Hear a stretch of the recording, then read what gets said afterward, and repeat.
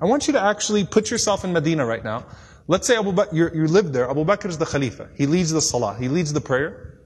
He said every day after Fajr, Abu Bakr radiallahu anhu would go in an opposite direction of his house, and he would go deep into the desert. I was very curious. Right? What does he do out there? So Omar radiallahu anhu said, I'd watch him every single day. Go to Salat al-Fajr, and then Abu Bakr does not return home. He just walks far away into the desert. So he said, every day I'd wonder, ila ayna yakhruj? Where does he go? Where does he go? Where does he go? He said, one day I said to myself, la atba'anna. That's it. I'm going to go follow him and find out what he's doing. I just can't get over this curiosity of mine. So Umar radiallahu anhu said, I kept the pace from him to where he was at the end of my eyesight, meaning I walked just as far away to where I could still see him. And then he said, I saw him go into this beat up old house. So Umar radiallahu anhu said, I quickly went and I hid behind. And he said, he spent a long time in there. It wasn't like a short amount of time. He spent a long time until after the sun was up, meaning it was getting hot. This is after Fajr, this is way past Duha, way past sunrise. And it got hot, and then Abu Bakr radiallahu anhu left the home, and he made his way back to Medina. He said, this is way out of the city of Medina now. This isn't even the city of Medina right now. Way out of the city of Medina. So Umar radiallahu anhu said, I waited until I could no longer see him, meaning he made his way back to Medina. And Umar radiallahu anhu said, I knocked on the door. Okay? And he said, this woman opened the door. She was elderly, she was frail, she was blind, and there were a bunch of little kids running around. Okay?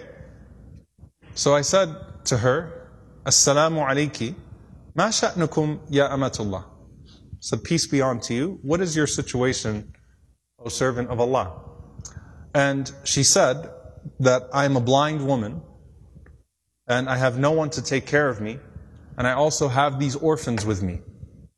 You know, and the implication, Allahu Alam, her kids died, left behind, these are her grandchildren, or these were orphans. Somehow, it's her, and it's some orphan children. And she says, I have no one to take care of me, and these orphans. Umar radiallahu anhu said, who is that visitor that comes to you every single day? The answer, she says, I don't know who he is. La yuthkar li ismuhu abada. He never once shared his name with me. He never bothered to tell me his name. Umar radiallahu anhu said, well, what does he do? قالت جزاه الله خير. She said, may Allah reward him. Every morning he comes. Listen, by the way, she details it. She says, he cleans my home. He washes our clothes. He grinds our wheat. He bakes our bread. He cooks our breakfast. And then he leaves.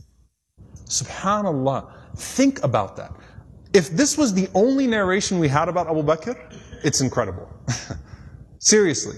The leader, the head of the ummah, the khalifa, the most important man in the ummah right now, with his station, with his status, and he goes out every morning to this house, and he doesn't even tell the woman what his name is. He's just consider me a secret fa'il khair, right? Just some good doer. Washes the clothes, cleans the house, grinds the wheat, bakes the bread, cooks the breakfast, and then makes his way back to govern the ummah. That is absolutely incredible. Umar radiallahu ta'ala anhu says, every single day? Like, is this really what he does every single day? She said, every day, may Allah bless him. Umar radiallahu anhu said, do you pay him anything? She said, nothing. Umar radiallahu ta'ala anhu started to cry, and he said, أَتَعَبْتَ الْخُلَفَاءَ بَعْدَكَ يَا أَبَا بَكْرِ. You have exhausted every successor of yours, O Abu Bakr. You've exhausted us. Anyone that comes after you is exhausted.